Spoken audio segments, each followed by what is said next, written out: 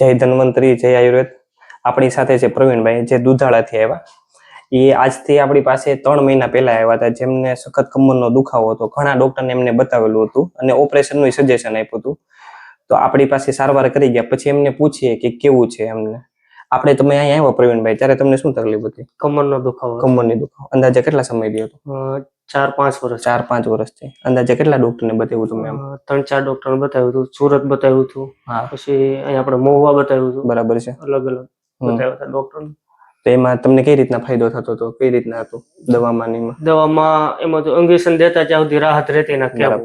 બરાબર. પછી અમુક ડોક્ટર નું કહેવાનું એવું હતું કે તમે ઓપરેશન કરો એમ. હા, ઓપરેશન નું સજેશન આપ્યું હતું. ઓપરેશન નું સોલ્યુશન આપ્યું. મેં ના પાડી હતી. બરાબર. તમે મને દવા આપો, પણ જેથી કરીને મને એમાં કઈ ફેર પડ્યો નહીં. પછી આપણનું તમને સરનામું કઈ રીતે? સરનામું હું તમારા વિડીયો જોયા હતા તમે.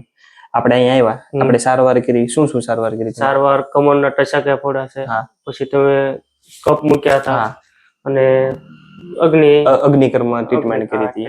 કેટલી વાર આવ્યા તમે? એક જ ફેરો આવ્યા. અને દવા અઠવાડિયાની થઈ? અઠવાડિયાની દવા. અને તમને કેટલી રાહત થઈ? રાહત 100%. 100% થઈ ગઈ. તમને સારું થયું એના કેટલો સમય થયો? સારું થયું 3 મહિના. 3 મહિના થઈ ગયા. આ 3 મહિનામાં તમને સેજ પણ કમરનો દુખાવો? સેજ પણ કમરનો દુખાવો નહીં. સેજ પણ નહીં. 100% ફાયદો? 100% રાહત. બરાબર. થઈ ગયું.